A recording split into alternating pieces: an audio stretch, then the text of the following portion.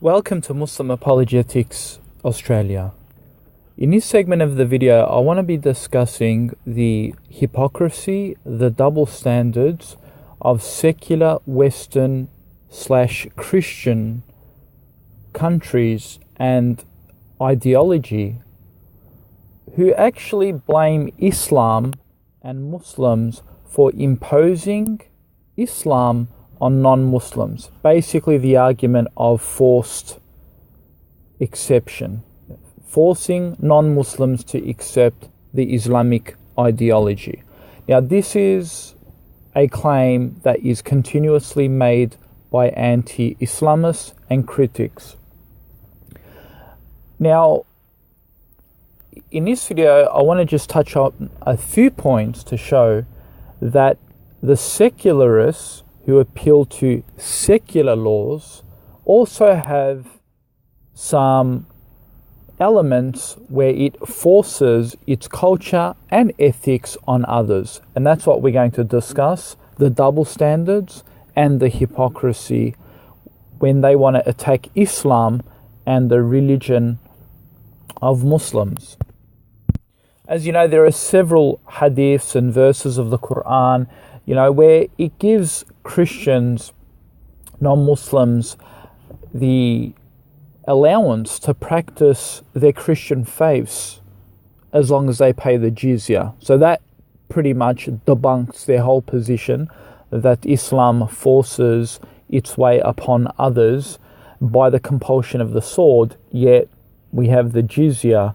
And of course, there are refutations made even on the Jizya, and you can see the link below this video, where I disprove Jizya being a source of oppression and extortion. So you can view that video and you can see the rebuttal there. But the bottom line is this, that yes, Islam does allow non-Muslims, in particular Christians and Jews and so forth, to thrive under an Islamic state, under an Islamic Sharia system, and they can keep their synagogues and churches so long as they pay the Jizya. They are protected under the Islamic Sharia. But of course, do we see the same thing in the secular world? Do we see that? You do to a certain extent, where if you pledge allegiance to the Western values, that they may give you freedom of religion and freedom of rights, but however, it comes with a price. And that's what I want to discuss. I want to discuss the double standards. The double standards are this, that if you live in a Western country, some of us don't choose to live here. I mean, we're born here. We're born Muslims, right? For example, we have born Muslims. I mean, I can't really go and live anywhere else. Especially that I have my family, my relatives here. I mean, I could live somewhere else, but I wouldn't want to. It'd be uncomfortable for me because I have my friends and family here. I'm not just going to go to a native land and, a foreign land where, it's going to, I'm not going to have my family there, and relatives. So I'm going to obviously live here where I'm comfortable. And if I do, then if I want to live under Islam, I need to, under Islamic practices, my religious obligations, then I need to also adhere to the rule and regulation of the land. This is actually what Islam also requires too, to adhere. And, as you know, that the Australian law doesn't contradict the Islamic laws, especially the fard practices. So it's no problem for me to live here. But if I do live here, and if I do choose to live here because of my circumstances, then I am compelled to accept and adhere to the Australian values. I need to pledge allegiance, as the comment says in the Facebook comment by John West. He says, Mustafa, do you pledge allegiance to Australia and its belief system? And, he's asking me this question because if I don't, then I'm no longer accepted here. And I said to him, yes, I do. And I asked him, I wonder if you lived in a Muslim country and admitted you pledged an oath to its rules and regulations. And if you didn't, imagine I said to you, no, you have to pack up your bags and leave, And suppose you were a Muslim and you converted to Christianity. Suppose that happened and you lived in a Muslim country, and you were a Christian now, and you had all your relatives there, and you didn't want to adhere to the law of the land, which is an Islamic law. You said, no, I want to live by my Christian laws. Imagine if that Muslim country and that government came and knocked on your door and said, no, you need to accept our rules, our regulations, our values.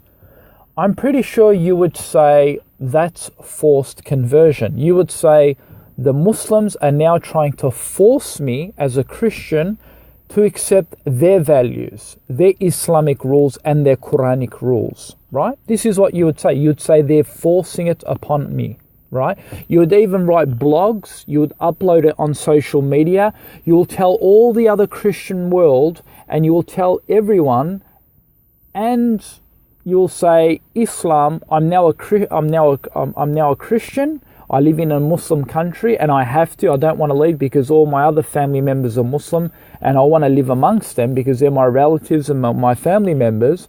But Muslims are knocking on my door and they're forcing me that I need to accept their rules, their regulations and their values, which is based on the Quran.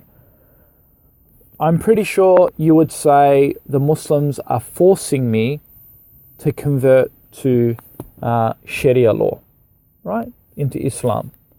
So why is it that the same standard is now being applied to Muslims living in Australia? That yes, we are Muslim, we follow the Quran, but we have people telling us that we have to accept the Christian secular rules and obligations. And if we don't, we're asked to be deported, to leave the country. So, do you see the correlation here? You see the relationship between the two, that both systems and ideologies and theologies, whether it be Islam or secularism, forces a person to accept their culture and ethics. If you are compelled by the environment you're living in to stay in Australia, or whether it be to stay in a Muslim country due to the environmental circumstances. If you do, you are compelled and forced to accept secularism, and you're forced to accept the rules and regulations of a Sharia system. But you see, there is a difference here. Even if you go into the early historians and the classical scholars and so forth, you will see that non-Muslims were given certain rights in a Muslim khilafah. But in a Christian country, for example, in Australia, which is a predominantly Christian country, I can't practice things like polygamous marriages, right? You can't practice getting married to, say, a 16 or a 17-year-old girl, which is the age of consent at puberty, for example. You can't do these things. Look, don't take me out of context. I'm not saying that I wish to do these things. I'm just saying that Islamic rules and regulations are not accepted and allowed to be practiced in a Western secular hemisphere. Certain things. We can pray, we can fast, we can do all these things, but polygamous marriages, under the age of consent marriages, for example, if you wanted to do adhan, the call to prayer from your mosque on a loudspeaker, it is forbidden, but the Christians can ring their bells. You see the double standards. If you wanted to practice other elements of Sharia law in this country that may contradict secularism, again, those things are not allowed or permissible. So the point that I'm making is that secularism forces a person or a religious minority to adapt to their customs and cultures. even if that person happens to be a born Australian Muslim, he has to still accept their way of life and their standards. And if he doesn't, then he can just leave and go elsewhere. The point made here is that is basically forcing you to their system if you happen to live here. And again, if the Muslims did that to the Christians or the minorities of non-Muslims in their countries, then of course they would shout abuse and say, look, these Muslims are forcing their systems upon us. Make no mistake, I'm not suggesting at all to impose Sharia law in Australia or to, put our own culture and ethics into its system. I'm merely showing that there are double standards here. Additionally, Islam requires us to accept the rules and the regulations of this land if that is part of the treaty, if that is part of the agreement. So on your passport agreement, you have certain conditions, and the Prophet Muhammad, peace be upon him, said that do not betray your trust. Do not betray your words. So if you have accepted that condition, then you are obliged to follow that condition. So for example, when there are certain rules such as the age of consent in Australia, which is 18, you can't go and marry a 15-year-old girl or a 16-year-old girl or a 17-year-old girl or even a 12-year-old girl for that matter. This is impermissible because you've actually broken your trust and your duty to Prophet Muhammad, because he himself said that do not break the truce, do not break the agreement that you've made. And if you break it, then you're not allowed to live here. You should move because you actually went against your own word. So therefore, it is incumbent on the Muslim to follow the rules and the regulations he pledged allegiance to.